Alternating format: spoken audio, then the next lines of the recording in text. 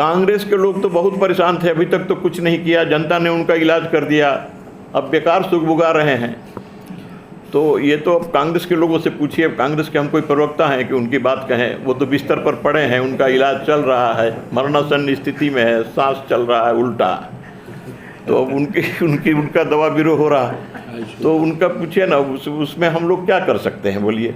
वो तो जिस हालत में है उसके लिए वही जवाबदेह हैं। आज तक जनता का इतनी सेवा, इतनी चिंता किए रहते तो इतनी बड़ी पार्टी, पुरानी पार्टी की ये दशा क्यों होती। इतनी दुर्दशा जो हुई है इसका कारण आप सब तो बेहतर जानते हैं।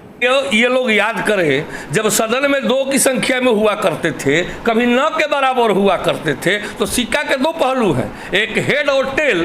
तो कभी हेड आता है, कभी टेल आता है। और रही बात मरणासन की, तो उनकी 1500 संख्या है पूरे भारत में, और हमारी 700 की विधायकों की संख्या है पूरे भारतवर्ष में। तो हम मरणासन नहीं है।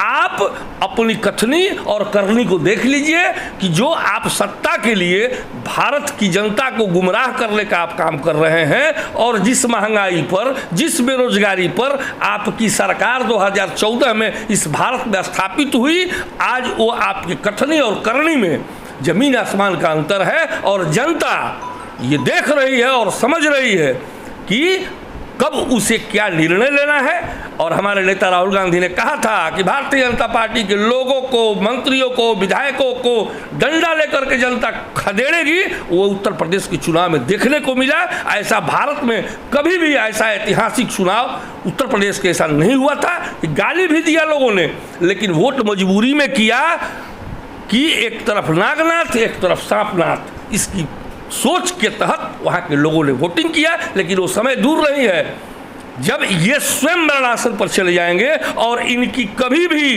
पुनर्वापसी इस भारत के सरकार में नहीं हो सकती है। कि माननीय मंत्री जी की उम्र का तकाजा है, और माननीय मंत्री जी की उम्र लगभग 80 की चली गई है। इनकी सोच अब बुढ़ापे की ओर जा रही है। इनकी मानसिक स्थिति ठीक नहीं है। पहले तो अपनी मानसिक स्थिति को ठीक करा ले, जांच करा ले कि अभी दोगुनी की जो बात, तिगुनी की बात करते हैं। हम बक्सर के किसानों की बात करते हैं। मैं पूरे बिहार के किसान की और भारत के किसान की बात नहीं करूंगा, मैं बक्सर के किसानों की बात करता हूं कि जिस गेहूं की खरीदारी की ये बात और चावल की खरीदारी की बात करते हैं।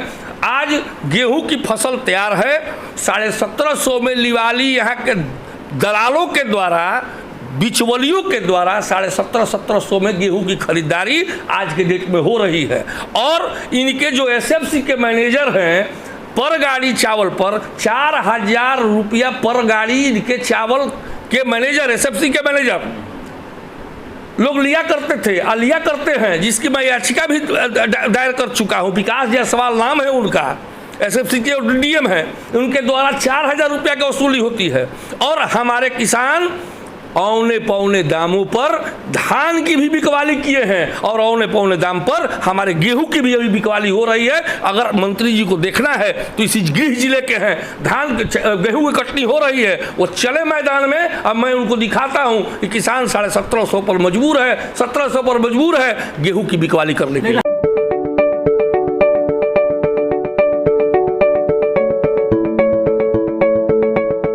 Thank you for watching this video until it is finished.